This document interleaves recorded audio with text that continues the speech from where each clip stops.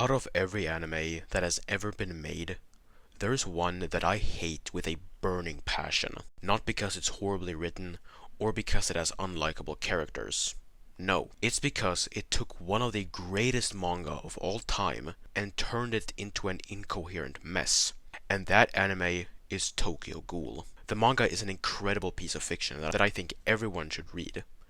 But upon reading the manga after having watched the anime, and then going back to rewatch the anime, I realized just how much they cut out, how much the story was altered, and how much they fucked up the beautiful art the manga once had. So to do the manga some justice, I'll be going over how strong Kaneki and the verse in general is. Ghouls are usually underrated to be around peak or superhuman level, but even relatively weak ghouls such as start of series Hinami, it can pulverize parts of concrete pillars with just one slash from her Cogne, which would require small building levels of power. And while she would be a good bit stronger than your average ghoul, since she actually has a Cogne, this would at least make fodder ghouls wallbusters. We also know ghouls would reach these subsonic tiers due to a malnourished based Toka being capable of perception blitzing average people. Kaneki during the Aogori tree raid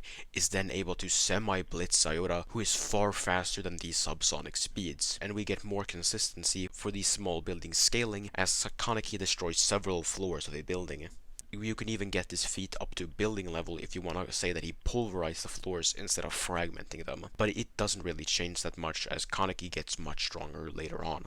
Because you have to remember, this Kaneki, while strong in comparison to your average ghoul or CCG agent, is fodder when you compare him to the top tiers like Arma or even what he becomes later. Even when not comparing him to the top tiers, this Kaneki is still pretty weak, as he straight up just gets one-shot by Kamishiro, so it's safe to say that Kamishiro would then reach the building and potentially even low large building levels of power. Kaneki is then able to go toe-to-toe with Kamishiro during the Kano's lab arc. Building level to large building level is then also solidified, as Kaneki can now undeniably perform building level feats. This is also when we start seeing some pretty impressive speed feats, like Edo being able to blitz Banjo, which comes out at Supersonic Plus at a bare minimum, and Kaneki being able to dodge and even outrun gunfire. I will also mention that Naki's goons are able to intercept machine gun fire, which can come out at speeds reaching Mach 17, and while this does happen in Tokyo Ghoul Re,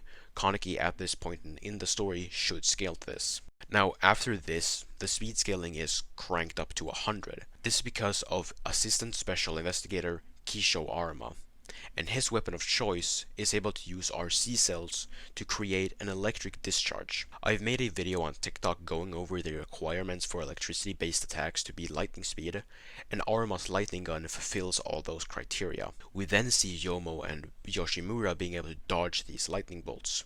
While this wouldn't fully scale them to lightning speed, it would still give them at least massively hypersonic speeds. This might seem like a massive speed gap, however, using subsonic perception speeds for Banjo, you can actually get the Edo feat to over 200 times the speed of sound, which is why I said that the Supersonic Plus ranges for the feat were a lowball, and this is a very casual base Edo. So massively hypersonic really should not be an outlier. Then, during the Owl Suppression arc, Kaneki, while not being a lightning timer, is still able to react to lightning speed attacks to some degree. But even though he's gotten so much stronger and so much faster, Arma still blitzes Kaneki several times. Kaneki tries to put up a fight, but is eventually killed. This is the end of Tokyo Ghoul, and the beginning of Tokyo Ghoul Re, and the scaling only gets more insane from here. But before that, let's recap. The average ghoul should be around wall level and subsonic plus, and upon awakening their Cogne, a ghoul can even reach these small building levels of power. More powerful ghouls such as Jason should then push into the building levels of power and should also be able to reach supersonic plus speeds. And Kaneki at the end of part 1 should now have reached the large building levels of power with massively hypersonic speeds. Tokyo Ghoul Re doesn't really have any impressive feats for most of the series. It's only really when we get to Coachella then the scaling really gets insane. Remember how Kaneki dodged lightning but isn't on par with it? Yeah, well, Kaneki now can completely outspeed lightning and move at around 3% the speed of light. And yeah, I said 3% the speed of light. that is subrelativistic. But Kaneki still isn't on the same level as Arma. It's only when he's on the brink of death and he grows even further that he's now able to somewhat match Arma. So Kaneki went from massively hypersonic to subrelativistic, which is a massive speed amp. But he got an even greater amp to his AP. Kaneki, after separating himself from the dragon, is now able to obliterate and pulverize multiple of its tentacles. The tentacles of the dragon should be much harder than steel, as they're harder than your average Kagune.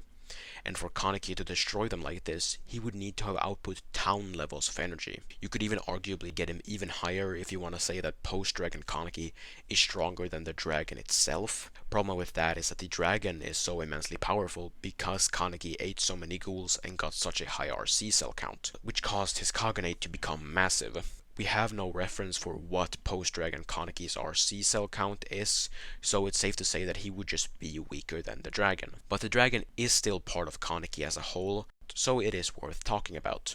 With its immense size and power, it caused an earthquake that shook the entirety of the 24th ward. The 24th is a network of tunnels that spread throughout all of Tokyo, so in other words, Kaneki shook all of Tokyo. We also know that the 24th was crumbling and being ripped apart, so calculating this, you can get it anywhere from large town to mountain level. So, Part 1 Kaneki should be around large building level and massively hypersonic, while Part 2 Kaneki can reach town levels of AP with relativistic speeds, with the dragon having large town level to mountain level AP. And as always, if you want to join my Discord server, I'll have a link to that in the description. Have a good day or night, and I'll see you next time.